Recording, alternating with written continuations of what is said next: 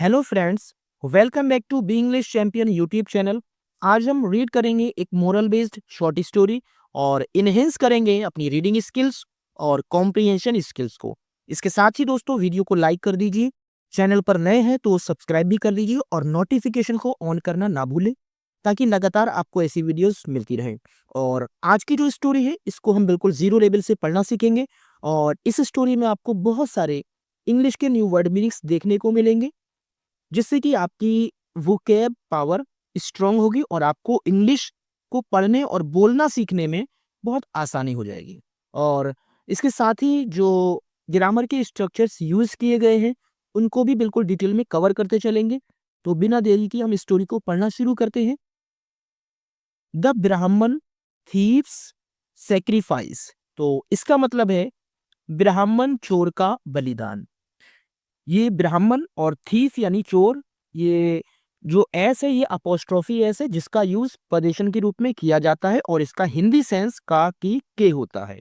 Sacrifice होता है बलिदान। तो चोर कैसा है? ब्राह्मण है यानी ब्राह्मण जाति का है। तो इसीलिए ये जो ब्राह्मण है ये आपका एडजेक्टिव पार्ट्स ऑफ स्पीच है। द जो होता है वो आपका डेटरमाइनर होता है और जो कि एडजेक्टिव से पहले यूज किया जाता है। और थीफ आपका नाउन है, ये अपोस्ट्रोफी एस है और ये भी आपका नाउन है। किसकी बात हो रही है? ब्राह्मण चोर के बलिदान की बात हो रही है। तो बिना देरी की स्टोरी को रीड करना शुरू करते हैं। तो once upon a time there lived a Brahmin in a city. Once upon a time इसका मतलब है एक बार की बात है। ये एक फ्रेज है जिसका हिंदी सेंस टाइम को दिखाना होता है यानी एक बार की बात है। तो ये जो टाइम को दिखा रही है ये फ्रेज, तो ऐसी फ्रेज जो टाइम को दिखाएगी उसको हम एडजेक्टिवल फ्रेज कहते हैं।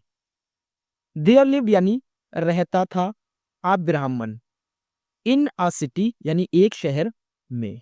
तो जब भी किसी के कहीं रहने की जब बात होती है तो वहां पर एक इंट्रोडक्टरी सब्जेक्ट देयर का यूज हम करते हैं जिसका कोई सेंस नहीं होता है। देयर लिव्ड आ ब्राह्मण यानी एक ब्राह्मण रहता था इन अ सिटी एक शहर में। एक बार की बात है, एक शहर में एक ब्राह्मण रहता था। ये एक स्टोरी है और स्टोरी हमेशा पास्ट में ही होती है। जहां पर भी आपको वर्ब की सेकंड फॉर्म देखने को मिलेगी वो आपका सिंपल पास्ट का सेंटेंस होगा और जहां आपको हेड के साथ वर्ब की थर्ड फॉर्म देखने को मिले वो पास्ट परफेक्ट टेंस का सेंटेंस होगा। लिव्ड जो कि वर्ब की सेकंड फॉर्म है तो इसीलिए ये सिंपल पास्ट का सेंटेंस है। नेक्स्ट सेंटेंस की बात करते हैं। He had started stealing due to bad company. तो ही यानी उसने, किसकी बात हो रही है? ब्राह्मण की। क्योंकि किसी भी नाम की जगह जो वर्ड यूज की जाते हैं वो आपके प्रोनाउन पार्ट्स ऑफ स्पीच होते हैं। तो इस तरह से ही एक प्रोनाउन है और किसके लिए बोला है? ब्राह्मण के लिए। और यहां पर सब्जेक्ट का काम करता है। तो ही यानी उसने हैड स्टार्टेड शुरू कर दिया था। हैड के साथ OV3 देखने को मिल रही है, पास्ट परफेक्ट टेंस का सेंटेंस है। स्टीलिंग का मतलब होता है चोरी करना।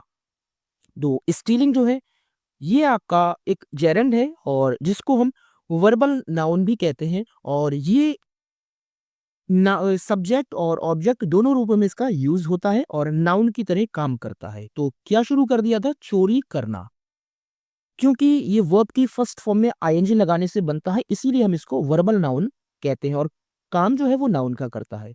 ड्यू का मतलब होता है कारण, टू यानी के, यानी ड्यू टू के कारण, बैड कंपनी यानी बुरी संगत।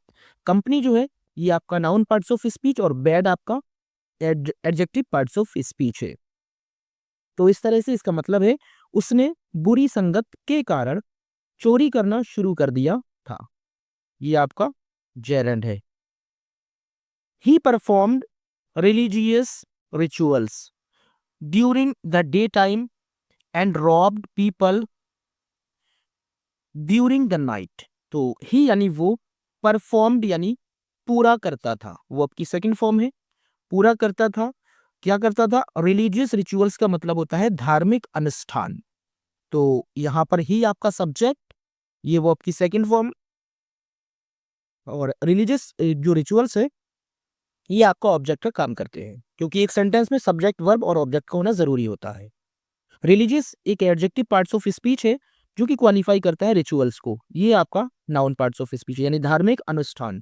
ड्यूरिंग यानी समय, द डे टाइम दिन के, एंड रॉब्ड और लूटता था पीपल लोगों को ड्यूरिंग द नाइट रात के समय। वो दिन के समय धार्मिक अनुष्ठान करता था और रात के समय लोगों को लूटा करता था। There came four rich merchants for business to that place.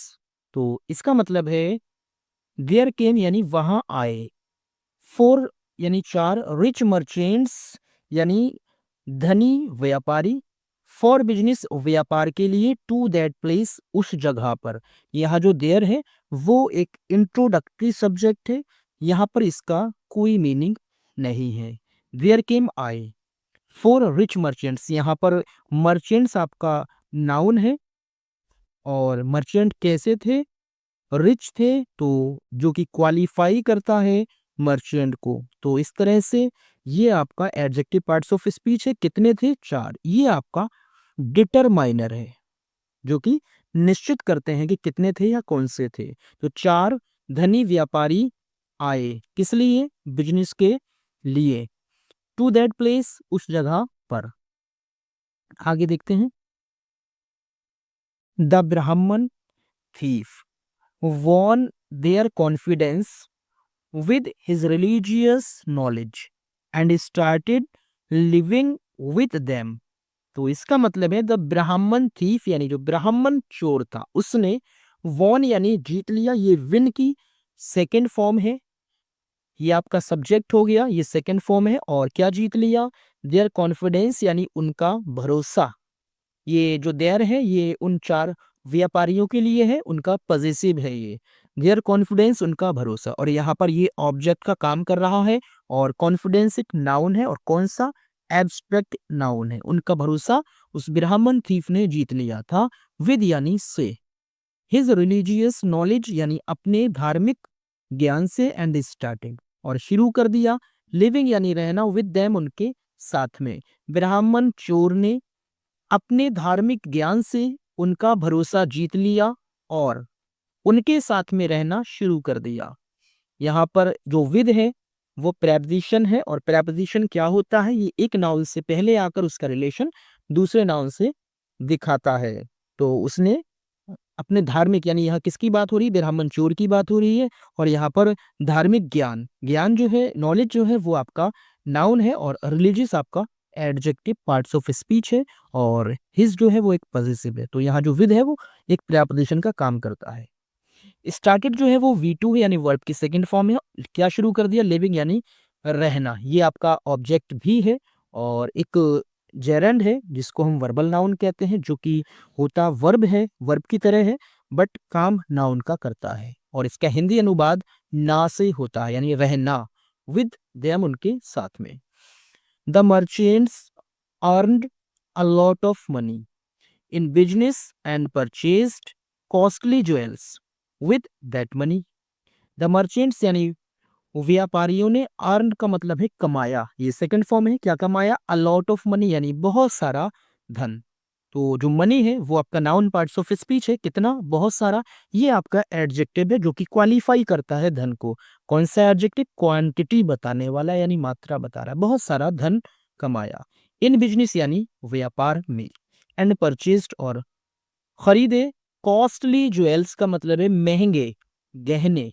तो ज्वेल्स जो है क्या खरीदे, ज्वेल्स, यहाँ पर ये ऑब्जेक्ट का काम करते हैं, हालांकि नाउन पार्ट्स ऑफ स्पीच है, और कॉस्टली क्वालिफाई करता है ज्वेल्स को, इसीलिए ये आपका एडजेक्टिव पार्ट्स ऑफ स्पीच है। यानी उसने महंगे गहने खरीदे विद दैट मनी यानी उस पैसे से। They hid the jewels in the inner pockets of their waist. तो दे हिड, हिड कहाँ से निकलता है, हिड जो है वो हाइड का सेकंड फॉर्म है। तो उन्होंने छिपा लिया, द ज्वेल्स यानी गहनों को, इन द इनर पॉकेट का मतलब होता है अंदर वाली, इनर कहते हैं अंदरूनी, और पॉकेट्स यानी जेब में, ऑफ देयर वेस्ट, ये जो वेस्ट एक होता है BEST बेस्ट, ये वी, सेकंड वी बोलते हैं इसको। वेस्ट कहते हैं बनियान जो अंदर पहने जाती है, बनियान, तो उसको वेस्ट कहते हैं। तो अपनी बनियान के अंदर वाली जेबों में गहनों को छिपा लिया था। अब आगे क्या होता है देखिए। When the merchants were leaving for another town, the ब्राह्मण ऑफर्ड टू अकम्पनी देम, यानी जब, यहाँ पर टाइम की बात हो रही है, यानी when यानी जब, द मर्चेंट्स व्यापारी वर लीविंग, लीव का मतलब होता है छोड़ना, और यहाँ कैसे पढ़ेंगे हम, वर लीविंग यानी रवाना हो रहे थे। जब एक स्थान को छोड़कर कहीं और जाया जाता है तो उसका हिंदी अनुवाद होता है रवाना होना या चल देना।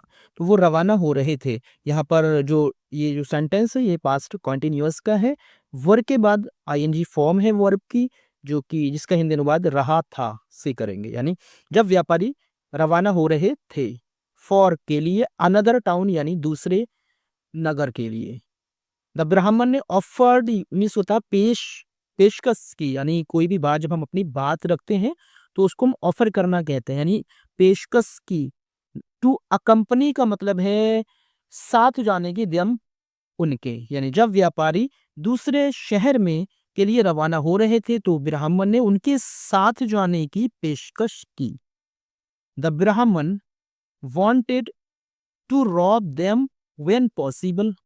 तो ब्राह्मण वांटेड यानी चाहता था, क्या चाहता था, आगे जब कोई पर्पस होता है तो उसको हम इन्फिनेटिव वर्ब के साथ लिखते हैं, और जो कि एक नाउन का काम करता है। टू रॉब यानी लूटना। एक आपको जरन बताया था मैंने, जो वर्ब की आईएनजी फॉर्म होती है, और एक ये होता है टू प्लस वर्ब की फर्स्ट फॉर्म, दोनों का यूज सेम होता है। टू रॉब यानी लूटना, देम उनको, वेन पॉसिबल यानी जब भी संभव हो, यानी तो ब्राह्मण ने जब भी संभव हो उनको लूटने, मतलब उनको लूटना चाहता था। ऑन देयर वे यानी रास्ते, अपने रास्ते में, टू पल्लीपुर टाउन यानी पल्लीपुर शहर जाते समय, या पल्लीपुर शहर के रास्ते में। देयर वॉज, या फिर से देयर का use introductory subject, there was यानी था। कब यूज करते हैं इसका, जब सेंटेंस में किसी चीज के कहीं होने या ना होने की बात कही जाती है, तो ऐसी कंडीशन में देयर का use as an introductory subject किया जाता है। तो देयर वॉज यानी था, क्या था, आ डेंस फॉरेस्ट, एक घना जंगल। ये नाउन पार्ट्स ऑफ स्पीच हो गया, और ये आपका एडजेक्टिव है, क्योंकि जंगल कैसा था, डेंस यानी घना था। तो यहाँ पर एक जंगल के बात हो रही है, घना जंगल था। वेयर यानी जहां पर, द कैनिबल ट्राइबल्स, कैनिबल का मतलब होता है नरभक्षी, नरभक्षी यानी जो इंसानों को खा जाते हैं। ट्राइबल्स का मतलब होता है आदिवासी लोग, ट्राइबल्स। तो नरभक्षी आदिवासी लोग, तो इस वर्ड को आप नोट कर सकते हैं, कैनिबल यानी नरभक्षी। और ट्राइबल्स तो पता ही है, आदिवासी लोग लिप्ड रहते थे, यानी जहां नरभक्षी आदिवासी लोग रहते थे तो उस घने जंगल, वो एक घना जंगल था। देयर इन द फॉरेस्ट यानी जंगल में, द क्रोज स्टार्टेड कॉइंग यानी कौओं ने शुरू कर दिया, कॉइंग यानी काव काव करना। तो आपका सब्जेक्ट, वर्ब, ऑब्जेक्ट। कौओं ने शुरू किया, क्या शुरू किया, काव काव करना। ऑब्जेक्ट कैसे मिलता है, क्या या किसे, किसको का प्रश्न करने से ऑब्जेक्ट मिलता है। शुरू किया क्या, काव काव करना।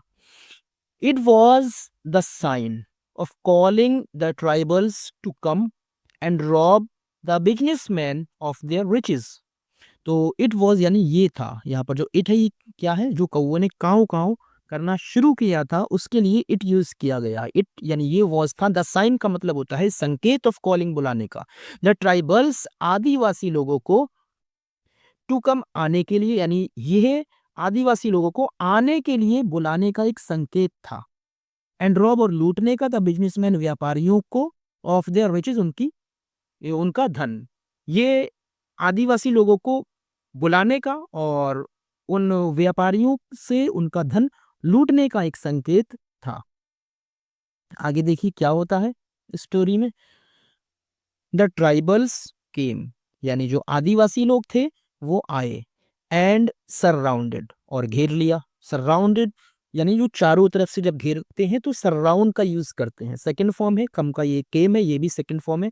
आदिवासी लोग आए और घेर लिया द ब्राह्मण, किसको घेर लिया, ब्राह्मण को। एंड द मर्चेंट्स और व्यापारियों को। तो यहां से जो ब्राह्मण और व्यापारी जो है ये आपका ऑब्जेक्ट है।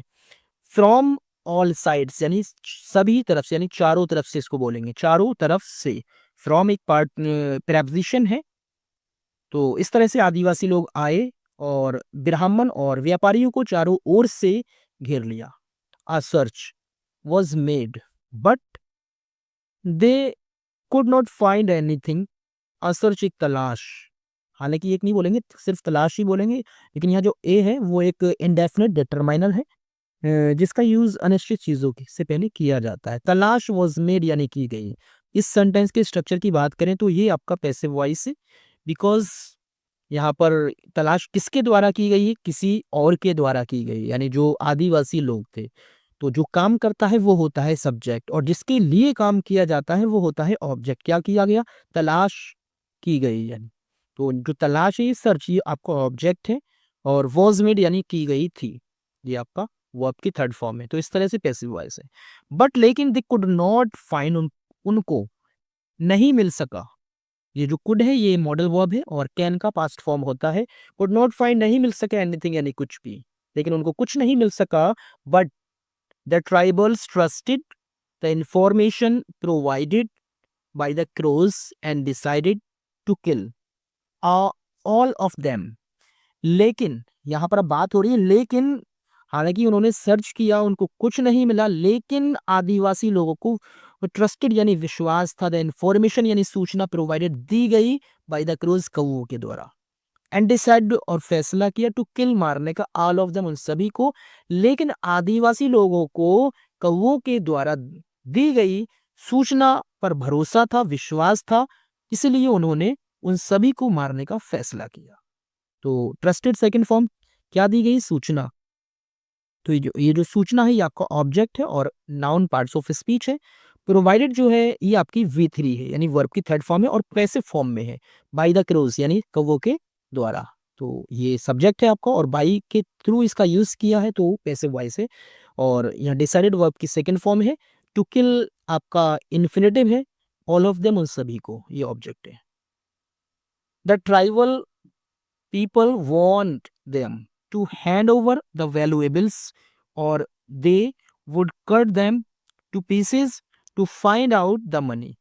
तो क्या कहते हैं वो लोग, ट्राइबल यानी आदिवासी, पीपल यानी लोग, वॉन्ट का मतलब है चेतावनी दी, देम उनको, टू हैंड ओवर का मतलब होता है यानी हवाले कर देना, यानी कोई भी चीज हो कि वो उनको उनके हवाले कर दी जाए, to hand over. The valuables यानी जो भी कीमती चीजें हैं उनके पास, गहने या पैसे जो भी चीजें हों, तो आदिवासी लोगों ने उनको वार्न किया यानी चेतावनी दी कि जितनी भी कीमती चीजें हैं, गहने वगैरह हैं, वो उनके हैंड ओवर कर दिए जाएं, और नहीं तो दे वुड कट, वे उनको काट डालेंगे। टू पीसीस का मतलब है टुकड़ों में, टू फाइंड आउट ढूंढने के लिए, द मनी मीन्स धन, नहीं तो वे धन को ढूंढ यानी पैसे को ढूंढने के लिए उनको टुकड़ों में काट डालेंगे। यहाँ जो वुड की बात हो रही है, फ्यूचर का ये सेंटेंस है, और वुड जो है वो पास्ट फॉर्म है किसकी, विल की। लेकिन यहाँ वुड क्यों आया है, बिकॉज इसके जो पहले वाला सेंटेंस है वो आपका पास्ट में है। जब पहला क्लाउज पास्ट में होगा तो आगे वाला यानी नेक्स्ट क्लाउज जो है वो भी पास्ट में ही बनेगा, इसीलिए यहाँ विल की जगह वुड का यूज किया गया है। वुड कट यानी काट देंगे। Our crows never tell lies. They remarked. Our crows हमारे कौवे, never कभी नहीं, tell lies यानी झूठ बोलते हैं। They remarked उन्होंने कहा कि हमारे कौवे कभी झूठ नहीं बोलते हैं।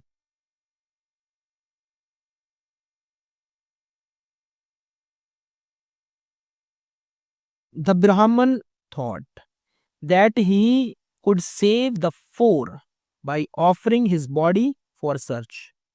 The Brahman ने thought यानी सोचा, ये वर्ब की सेकंड फॉर्म है। दैट यानी कि ही कुड सेव वो बचा सकता था, द फोर यानी चारों लोगों को, यहाँ फोर की बात हुई जो चारों व्यापारी थे उनको। बाई ऑफरिंग का मतलब है यानी पेश करके, हिज बॉडी अपने शरीर को, फॉर सर्च तलाश के लिए। ब्राह्मण ने सोचा कि वो अपने शरीर को तलाश के लिए पेश करके उन चारों व्यापारियों को बचा सकता था। स्ट्रक्चर की बात करते हैं। दैट जो है आपका कंजक्शन है, और कंजक्शन क्या होता है, कनेक्टर का काम करता है, यानी दो क्लाउजेस को, दो सेंटेंसेस को आपस में जोड़ने का काम करता है। दैट, और इसका मतलब होता है ऐसी कंडीशन में कि ही आपका सब्जेक्ट है और कुड मॉडल वर्ब है, सकता था। सेव जो है वर्ब की बेस फॉर्म है, बचा सकता था। किसको? The four. यहाँ जो फोर है ये आपका एक नाउन का काम कर रहा है। ये सिर्फ काउंटिंग नहीं है बल्कि द फोर। जब कोई भी एडजेक्टिव जब कोई भी एडजेक्टिव से पहले द का यूज किया जाए और उसके बाद कोई नाउन नहीं हो तो वो एडजेक्टिव नाउन का ही काम करता है। तो इसीलिए यहाँ जो सिर्फ फोर लिखा है ये सिर्फ चार नहीं पढ़ेंगे बल्कि चार व्यापारी पढ़ेंगे इसको। बाई ऑफरिंग, ऑफरिंग यानी पेश करके। His body for search, search जो है वो आपका noun parts of speech. He also wanted, वो भी चाहता था, टू अमेंड, अमेंड का मतलब होता है सुधारना, हिज डिसऑनेस्ट यानी अपना बेईमानी भरा वे ऑफ लाइफ यानी जीवन शैली को, एंड डू समथिंग और कुछ करना, टू से बचाने के लिए द लाइव्स जीवन ऑफ द मर्चेंट्स व्यापारियों के। वो भी अपने बेईमानी भरी जीवन शैली को सुधारना चाहता था और व्यापारियों के जीवन को बचाने के लिए कुछ करना चाहता था। तो यहाँ हालांकि जो आपका अ, ब्राह्मण था चोर, जो उसका वो किस इरादे से उनके साथ आया था, वो उनको लूटने के इरादे से उनके साथ आया था। लेकिन आखिरकार अब उसने उनकी जान बचाने की पेशकश कर दिया। आखिरकार उसके दिमाग में ऐसा क्या आया कि वो उनको बचाने के लिए अपना जीवन ही उसने दांव पे लगा दिया। यानी वांटेड जो है वर्ब की सेकंड फॉर्म है टू अमेंड, ये आपका इन्फिनिटिव है। हिज डिसऑन, क्या सुधारना चाहता था? His dishonest way of life, यानी वे ऑफ लाइफ जीवन शैली को कहते हैं। डिसऑनेस्ट बेईमानी भरा, ये आपका एडजेक्टिव पार्ट्स ऑफ स्पीच है। एंड डू समथिंग, कुछ करना, ये समथिंग क्या है? समथिंग जो है वो आपका प्रोनाउन है, समथिंग यानी कुछ। टू से ये भी इन्फिनिटिव है और इन्फिनिटिव तभी आता है जब कोई हमारा पर्पस होता है। The lives of merchants. The ब्राह्मण आस्क्ड, ब्राह्मण ने पूछा, द ट्राइबल्स आदिवासियों से, मतलब कहा, टू सर्च तलाश करने के लिए, हिज बॉडी उसके शरीर, बाई कटिंग यानी काट कर, इट यानी इसको, टू पीसेस टुकड़ों में, एंड लीव द मर्चेंट्स और व्यापारियों को छोड़ दे, इफ अगर दे डिडंट फाइंड उनको नहीं मिले, एनी वैल्यूएबल यानी कोई कीमती चीज, इन हिज बॉडी उसके शरीर में। तो ब्राह्मण ने क्या कहा? ब्राह्मण ने आदिवासियों से अपने शरीर को काट कर, मतलब टुकड़ों में काट कर तलाश करने के लिए कहा और उनसे कहा कि अगर उसके शरीर में कुछ ना मिले तो वो उन चारों को छोड़ दे। द ट्राइबल्स यानी आदिवासी लोग, एग्रीड सहमत हो गए, टू इट इस बात से, आदिवासी लोग सहमत हो गए हैं। दे उन्होंने, एडवांस यानी तुरंत है, ये भी आपको टाइम को रिप्रेजेंट करता है, एडजेक्टिव है, सॉरी एडवर्ब, एडवर्ब है। उन्होंने तुरंत ही किल्ड मार दिया, V2 है। किसको मारा? ब्राह्मण, यानी नाउन पार्ट्स ऑफ स्पीच और ऑब्जेक्ट का काम कर रहा है। उन्होंने तुरंत ही ब्राह्मण को मार दिया। नॉट फाइंडिंग यानी ना पाकर, एनी वैल्यूएबल यानी कोई कीमती चीज ना पाकर, यानी जब उनको कोई कीमती चीज नहीं मिली, द ट्राइबल्स यानी आदिवासी लोगों ने अलाउड अनुमति दी, द फोर बिजनेसमैन उन चारों व्यापारियों को, टू गो फ्रीली यानी आजाद यानी फ्री होकर जाने की। आखिरकार उनको छोड़ दे के आप जा सकते हो। तो इस तरीके से अब इसकी गिस्ट की बात कर लेते हैं। गिस्ट यानी निष्कर्ष। इस स्टोरी से हमें क्या सीखने को मिलता है? द ब्राह्मण हैड गॉन यानी गया था, विद द फोर उन चारों व्यापारियों के साथ। नो डाउट, कोई शक की बात नहीं है, विद अ माइंड एक सोच लेकर, टू रॉब देम उनको लूटने की, बट लेकिन ही हैड नॉट फॉरगॉटन लेकिन वो नहीं भूला था, हिज गुड बेसिक नेचर अपना अच्छा आधारभूत जो स्वभाव था वो नहीं भूला था। देखो कितनी अच्छी बात कही गई कि जो ब्राह्मण उनके साथ गया था, कोई शक की बात नहीं है, वो उनको लूटने की सोच लेकर उनके साथ गया था कि मैं उनको लूटूंगा, लेकिन वो अपना अच्छा जो आधारभूत उनका उसका जो बेसिक स्वभाव था वो उसको नहीं भूला था। दैट वॉज वाई, इसका मतलब होता है इसलिए। हालांकि सोमिस इसलिए होता है, लेकिन एडवांस्ड लेवल की इंग्लिश में दैट वाज वाई या फिर दिस वाज वाई का यूज किया जाता है। दैट वाज वाई, इस कारण, व्हेन जब द फाइव यानी पांचों वर थे इन अ डेंजर ऑफ डेथ यानी मौत का खतरा, जब उन चारों को मौत का खतरा था, ही गेव अप उसने छोड़ दिया। गेव अप एक फ्रेजल वर्ब है जिसका मतलब होता है किसी भी चीज को छोड़ देना, त्याग देना। उसका जो इरादा था उसने उसको त्याग दिया। His life he gave up his life, उसने अपना जीवन त्याग दिया, टू सेव देम उनको बचाने के लिए। ही वॉज अ थीफ, वो एक चोर था, बट स्टिल लेकिन अब भी, हैड अ प्योर सोल, एक शुद्ध आत्मा थी, हैड का यूज़ यहाँ पोज़ेशन के रूप में है, लेकिन अब भी उसकी एक शुद्ध आत्मा थी, डीप डाउन का मतलब है अंदर, लेकिन उसके अंदर अब भी एक शुद्ध आत्मा निवास करती थी। यानी इस स्टोरी से हमें सीख मिलती है कि कोई भी इंसान हमेशा के लिए बुरा नहीं होता है। अगर कोई इंसान बुरा है, गलत कर रहा है, तो कहीं न कहीं उसके अंदर कोई न कोई अच्छाई छिपी रहती है, लेकिन उम, बात है सिर्फ़ उसको समझने की कि कोई भी इंसान अपनी गलती को कब समझे। तो इस तरह से उस चोर ने, ब्राह्मण ने अपने आप को समझा और उसको एहसास हुआ, तो उसने अपने जीवन को भी उनको बचाने के लिए दाँव पर लगा दिया। तो दोस्तों, इस स्टोरी से आपको काफ़ी कुछ सीखने को मिला होगा, उम्मीद करता हूँ। तो वीडियो को लाइक शेयर कर दीजिए, चैनल पर नए हैं सब्सक्राइब भी कर दीजिए। Thanks for watching the video.